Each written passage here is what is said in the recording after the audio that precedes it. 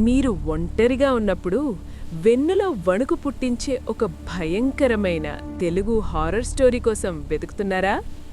ఈరోజు మనం చెప్పుకోబోయే కథ కేవలం ఒక కట్టుకథ కాదు. చాలా గ్రామీణ ప్రాంతాల్లో ప్రజలు ఇప్పటికీ నమ్మే ఒక నిజమైన అనుభవం లాంటిది. దెయ్యాలు ఉన్నాయా లేవా అనేది ఎప్పటికీ ఒక మిస్టరీ.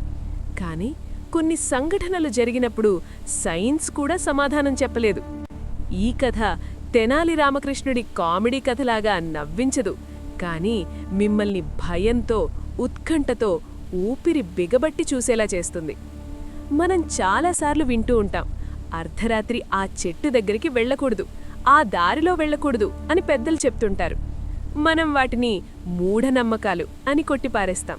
కానీ మన కథలోని హీరో శివ కూడా అలాగే అనుకున్నాడు. ఆ తర్వాత అతనికి ఎదురైన భయంకరమైన అనుభవం ఏమిటో ఈ కథలో మనం తెలుసుకుందాం. దయచేసి ధైర్యం ఉన్నవారు మాత్రమే మా ఈ కథను చూడవలసిందిగా కోరుకుంటున్నాం. ఈ కథ మీకు నచ్చినట్లయితే లైక్ చేయండి, షేర్ చేయండి, కామెంట్ చేయండి. మరిన్ని ఇలాంటి కథల కోసం మా ఛానల్ను సబ్స్క్రైబ్ చేసుకోండి. ధన్యవాదములు.